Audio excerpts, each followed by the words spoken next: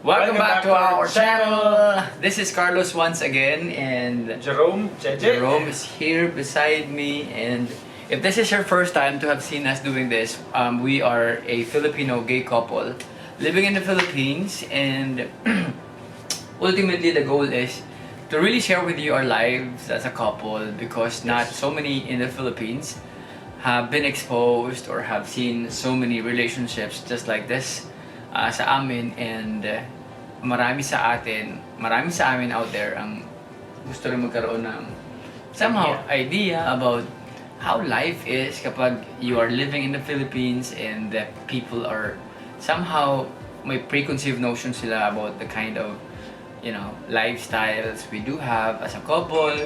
And we just wanted to also bring this out there because marami ang hindi tama sa mga iniisip ng karamihan sa inyo or sa kanila na tungkol sa relasyon na katulad ng sa amin. And today, pag-uusapan namin kung saan kaming mga bagay o anong mga area ang kalimitan namin pinagtatampuhan.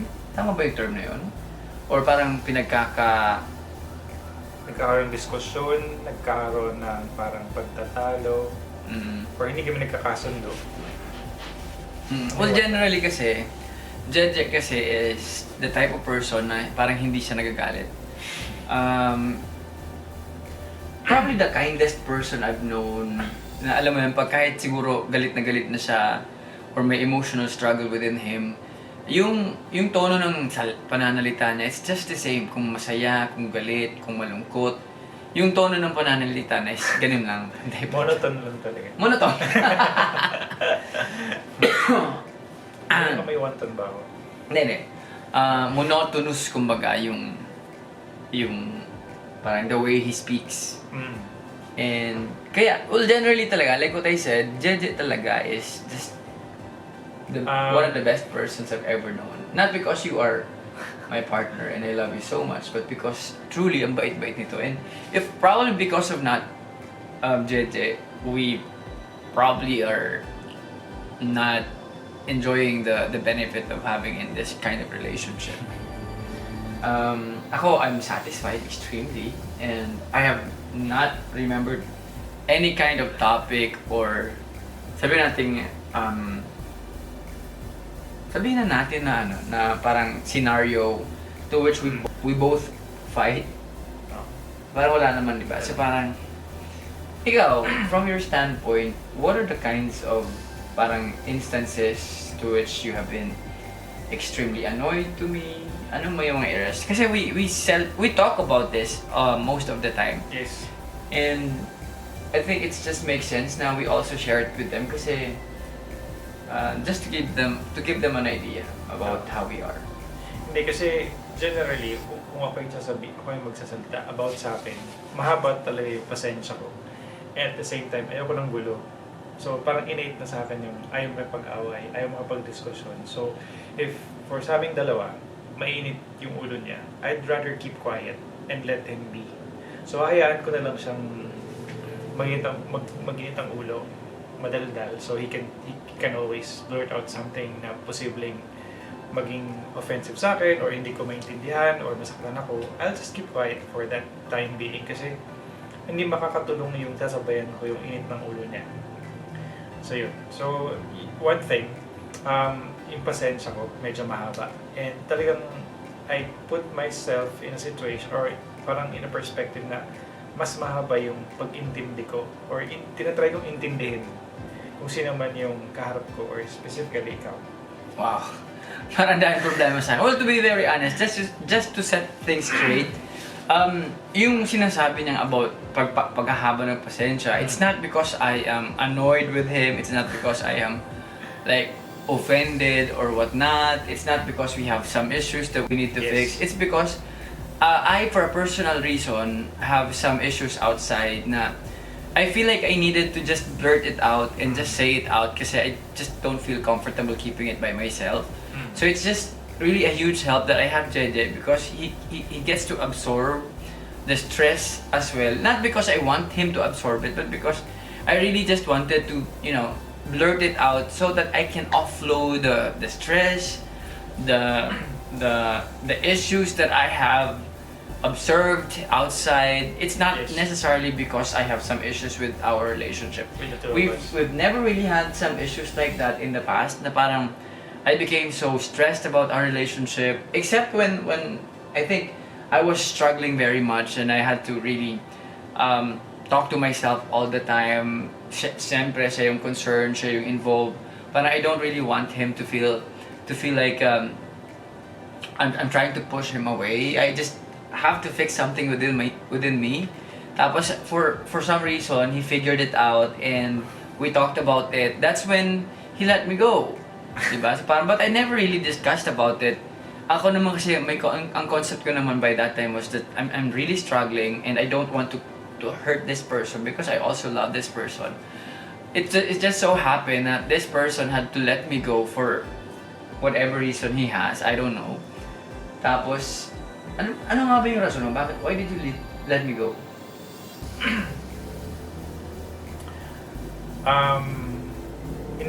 Hindi ko kasi ma-feel yung parang sigurado ka on that sa sitwasyon natin. Yeah, there was this. Did we ever share that with them na or no? Not yet. Okay, there was really this time in my life in our relationship as a couple. Siguro we're like together for a year na, 2 years. 2 years. Mga ganun nakatagal. And I personally have not talked to my parents yet, to my family about what I'm going through. We are together. We are living together in one particular house, and for some reason, I don't exactly know who I really am. I am struggling. I don't know how to define my well-being as a person. So parang pero out of my curiosity, parang I really wanted to stay in this relationship with this person because he loves me and I love him so much. But I just could not define exactly who I really am by that time. So I was really struggling. That's when I was having a little or a difficult time talking to you and discussing about my personal thoughts. Tapos naramdaman niya yan. So parang ayan, nag-open siya ng conversation until such time that we have both agreed to let each other go. But ultimately siya talaga yung bumitaw. But I was not really expecting you to let me go. I was hoping or I was expecting that you would like hold on to the relationship and support me in what I'm going through kasi it's a really huge parang sa akin parang it's a really huge problem that I have to go through. So siya I don't know, for some reason parang he made a decision by his own to say okay, I'm gonna have to let you go. Ako naman, okay, since I am in this situation and nahihirapan ako mag-decide whether I should stay or I should not, and he let me go, then okay, I'll go. Ayan. Yan. But going back to the discussion, there was really nothing that has led us through a heated conversation, parang misunderstanding about how we are as a couple. No, I never remembered any of that. Wala naman. Ano? Kasi ina-apply kasi natin yung give and take. Let's say, yun nga, parang kung ikaw kailangan mo ng parang mag-release or alone time or kailangan mo lang magsalita, kailangan mo lang ilabas. Inaya kita, and then sabi ko nga, di ba, pag ako naman yung may pinaabot ng topak, inaya na rin ako. To be honest, I think this is not a really good topic to share with you guys kasi we've never really had a heated conversation for the past 9 years of us being together. It has always been very harmonious. Parang napakagaan ng buhay every day. Parang you get to wake up every morning. Tapos knowing that you have your partner by your side.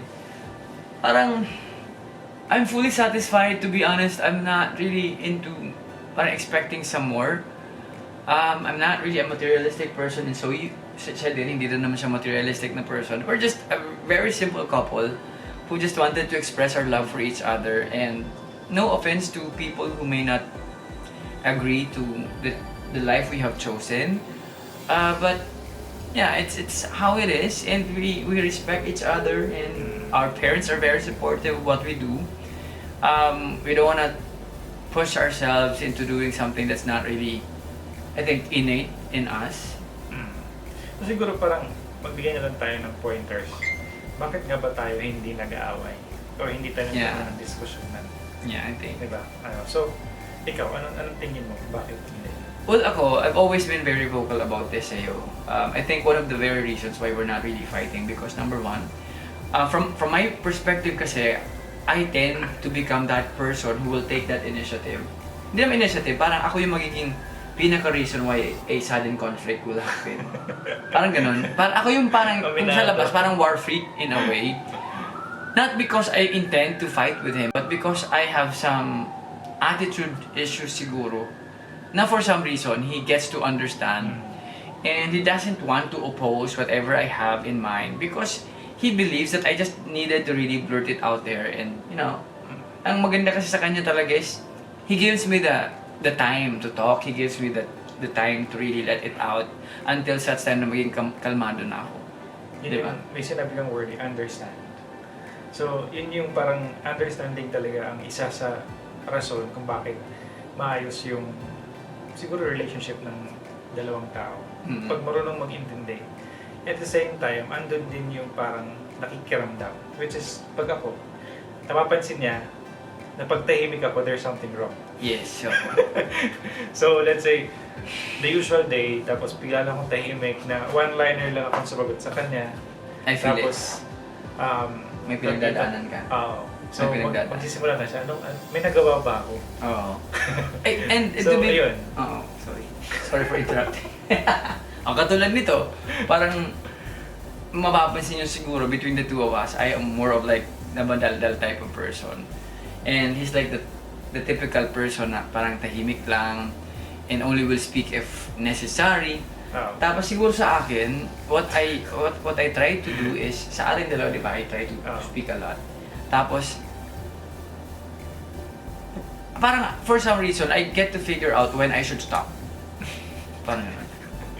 Whenever we are talking about some things, whenever it's about our life, our families, our whatever it is that we're doing, or any kinds of topics, kahit politics or kahit na ano lang, kapag napapansin ko na something is off already, I would, okay, I'll hold back a lot, hold back. Parang ganun. So, yun yung parang in a way, natutunan niya within the relationship. Since nagsimula kami. Kasi sa akin, pag meron kaming parang di pagkakaintindihan or hindi kami parang paano ko ba sabihin? Wala kasi ako maalala talaga. Alam mo yung pag nagkakaaway or something like that or something to that effect na parang meron kaming conflict na wala naman parang gano'n. Natutunan niya yun na na mapansin ako pag matipid na ako magsalita or hindi na ako umiimik. Tahimik na akong tao, pero pag napansin niya hindi na ako umiimik, malalang hindi umiimik yan. Oo. Hindi normal. Malama. So parang ayun, magsa-start na siya ng mag-question. May nagawa pa siya. And sometimes yes, tapos ako na yung pag nakita ko na yung ganong pagkakataon na nagtanong na siya, then time ko na yun para magsalita. Ayan, so naputol kanina kasi yung camera na isa na low bat. So where were we? Ayun, pag napansin niya na tahimik ako at pag nagtanong siya na may nagawa ba siya na mali, yun na yung parang stage ko naman. Ako naman yung magsasalita. So it could be may nasabi siya na hindi ako ready or nagtampo ako or may konting hindi pagkaintindihan, then yun na, doon ako magsasalita. Pero hindi yung ako yung magsasabi na stop ka muna, masama pakiramdam ko or masama yung loob ko, mag-usap tayo. Hindi nangyayari yun eh. Parang in a way, nararamdaman namin pareho pag may mali. Then parang may certain bond na if there's something wrong on the other side, parang I already it's time know. to talk. Parang gano'n. Magtatanong na. And that's it. I think the bottom line really is, if you are, let's say for example, you are in a relationship and you wanted to let it become like healthy, it's extremely important talaga na you get to listen, you get to really understand. Alam mo yung sinasabi ni Stephen Covey na parang listen first to understand, then to be understood. Di ba? Parang ganun. Parang I really like that a lot kasi it teaches us to really put a pause and then really understand what's going on around you. by really understanding or hearing people out muna before you get to, say Your thoughts? your piece. Oh. Diba? So yan, I think bottom line is understanding, listen first to understand, then to be understood. Diba? Knowing the right timing. Knowing the right Importante timing. yun eh. So, tsaka give and take. Kung talagang, parang yes, it takes two to tango, pero hindi kayo pwedeng magsalpukan. Kasi walang kapupuntahan eh. Mm-mm. Kaya siguro tayo talagang dalawa. I think really we are parang we are really best match. Match made in heaven. Parang ganun. Kasi to be honest, I'm the extreme pagdating sa pagiging loud, and he is also extreme pagdating sa pagiging Tahimik. peaceful ang buhay. Parang Walang latoy. although may mga downside din yung pagiging ganyan, di ba? Parang it's really is good na the two of us are in a relationship kasi we get to find a balance. Parang I filled in some things that we need to fix from your standpoint, and ikaw naman from your standpoint, if there's something na medyo sumosobra naman ako, he gets to also try to figure it out and help me in fixing it. Kaya that's a really good parang thing about having into a relationship with different personality. Ganda na sinabi mo. Yung finding the balance. In a way, finding your balance, hindi lang ikaw para tumayo at hindi ka matutumba. It's also finding the balance in the relationship para it could strive na it would be forever. Parang ganun. It is something na wino-work out palagi. Hindi yun basta pag nahanap mo na yung balance mo and that's it, you don't do anything para mag-preserve yun. Yeah. So going back to the going back to the topic, really, ano pa ba yung mga siguro yung mga bagay na, halimbawa, you are becoming too slow. Kasi it's like, too slow talaga. I mean, yung babae talaga kasi. Like, sa CR pa lang, if magje-jeb sa abutin ng 30 minutes. Pag maliligo, abutin ng 30 minutes. Pag magbibisa, abutin ng 30 minutes. So, to be very honest, between the two of us, sobrang ang bagat talaga nitong kumilos. So, you really have to, parang go somewhere and we are like running out of time, I am that person who will really push you to do it quickly. Kaya lang, kahit gano'n nasabihin ko, hindi talaga nangyayari. Stress kasi ako pag mabilis. Tapos there was one time na galing tayo sa inyo sa Quezon City. Hindi pa kasi, parang nag-visit kami sa family niya sa Quezon City, tapos pauwi na kami. Tapos inabot ako parang tinawag ako ng kalikasan. Oo. Tapos, nag-MRT kami, kasi wala pa kami sa sakyan. Nag-MRT kami. Tapos, ako, feel ko na talaga, natatawagin na ako, na tinatawag na ako ng kalikasan. Tapos, tumakbo na ako papunta dun sa MRT, sa taas. Tapos, pag dungo ko dun sa baba, dun po siya naglalakad, para siya naka-slow motion. So, ayun, it's a blessing in disguise din, kahit nang nangyari ang bagal-bagal mo. Kasi otherwise, kung nakasakay na ako sa MRT noon, baka inabutan ako. Sa MRT station na ako ayun, alam mo na ang ibig sabihin. Pero yun, yung preparation kasi, for example, just as an example, gising ako ng 7, matatapos ako ng mga ritual, alas 9. Ang tagal. As in, sobrang tagal na talaga. Well, makikita mo naman kung bakit. Bakit? Kasi nga, number one, mabagal ka by nature. Na parang, what do you expect from someone like you? Pagong lang. Oo. So, yun. Pero, alam mo yun, parang, I've accepted that kind of, parang, sabihin na natin na parang part of you. Parang gano'n. So, parang it's never really an issue anymore. Kaya, whenever we are gonna go out, for example, we have some time frame to hit, I would remind him, okay, so this is the time when we are going to leave, yada. So parang he knows already. Naalala ko, pag nagsiset ako pag may lakad kami for example, bukas, magsiset ako ng alarm, let's say, lakad namin 8, magsiset ako ng alarm ng 5, galit na galit to. Napakaaga na! For me, tama lang yung 5 na yun para yung ceremonias, para alas 8, alis na kami. Siya, pag nagising siya ng 7:30, he can do things in 15 minutes and then go. Eject ako. I can't do that. Kaya ako yung pinaka. So yun, isa yun sa pinagdidiskusyon na naman pagsiset ng alarm. One of the reasons kasi, pero it's never really an issue for the two of us naman, di ba? Never naman. Minsan nag-compromise kami. O sige, 6 o'clock na lang. Oo.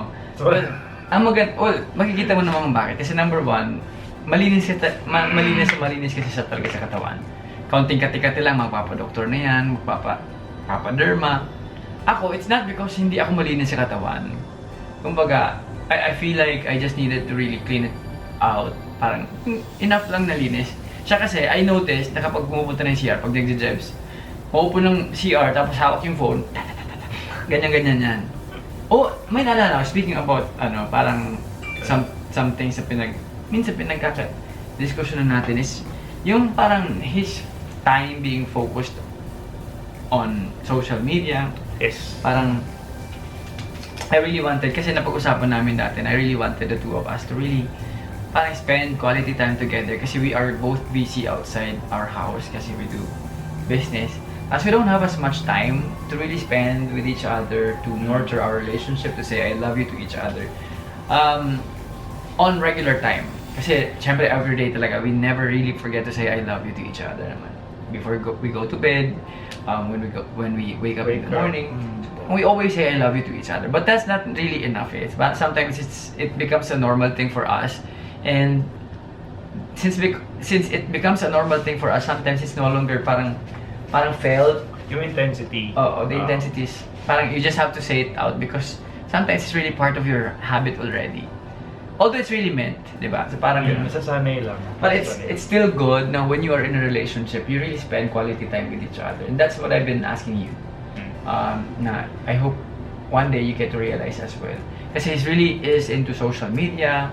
Every time na papasok ng room, I wanted to talk to him, but pinangungunahan niya nauuna na siya nakaharap sa computer, sa cellphone niya, kaya ganyan. But I really wanted to talk. Hindi ko lang I kept reminding him about that. I wanted to do this, that. Kaya lang parang 1 week lang, balik na naman sa dati. Sakit syndrome. Oo, pero it's never really something na I would feel so mad about. But syempre, pag may mga siguro in the future, pag may kailangan, halimbawa lang, sana naman wala, pag may mga issues lang na kailangan natin pag-usapan tapos hindi na pag-uusapan, siguro para ma-associate ka, no? Yun kasi palagi ka na social media, parang gano'n. Kasi we seldom talk already. Unlike before, nung mga bago-bago pa kami, we really get to talk. Kahit na ano na lang. Ang dami-dami namin ang pinag-uusapan, hindi kami nauubusan ng topic. Di ba? Napapansin mo dati. Right. So ayun, ano pa ba? Sa akin, ano yung mga pinaka... Ano naman, simple lang bagay naman. For example, ayaw niya ng kalat. Pero ako makalat. Hindi, So, sa atin kasi, I have to admit, between the two of us, ako yung makalat. Pero, pag naglinis ako, parang linis lahat. I mean, lahat yan. And I hate to see kalat. Ako kasi eto, sabihin ko sa'yo dito. I hate to see kalat. Okay, go.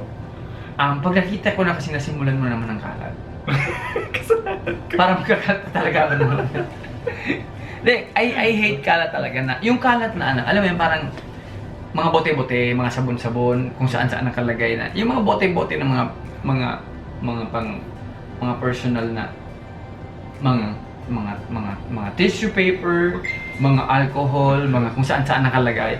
I really want to see them in one place lang. Kaya lang, ito, minsan may tendency talaga na, okay, ilalagay itong gamit. Ang dami nakalagay na dyan. Yun, meron na nakalagay doon, meron na nakalagay doon. Kasi meron din naman na hinahanap sa akin yung, milk ko. Siya lang gumagamit ng milk ko, pero sa kanya hanapin. Parang feeling ko nagwanat lang kay Papa pagdating sa Saan? mga gamit-gamit. Kasi alam mo yun, parang ako lang naman naghahanap, pero parang I truly depend on you to help me in finding it. Hindi ko alam kung bakit. Siguro parang I'm really dependent on you. Okay naman. Kasi alam ko naman kung kahit gaano kakalat yan, alam ko kung nasan yun pag naganap na siya. Charger, power bank, pusod, turban. Minsan, ako na mahaba yung buho ko ngayon. Gumagamit na rin ako ng supply. Pero most of the time, siya yung gumagamit ng supply. Sa akin na hinahanap. Nasaan na naman yung supply? Ayun. Hindi naman ganyan yung tono. Hindi naman. Nasaan naman? Minsan sunod, nasaan yung telepono ko? Yung cellphone, palagi ko nakakalimutan sa loob ng kotse. Tapos hanapin ko sa kanya. So yun, para akong Kaya ako hinahanap ko palagi sa'yo kasi most of the time, kapag naiiwan ko kasi yan, kung saan na, alam kong dala niya. Parang, yung cellphone ko, dala na nga. Parang yun. So ayun lang naman yung mga bagay na, to be honest, wala talaga kaming may mga nagsasabi na hindi daw maganda yung relationship na walang pinag-aawayan. Na walang, hindi ka maniniwala dun eh. Kumbaga, more on, siguro, in a way, siguro sa atin, hindi natin yun define na pag-aaway. Pero hindi din eh. Oo.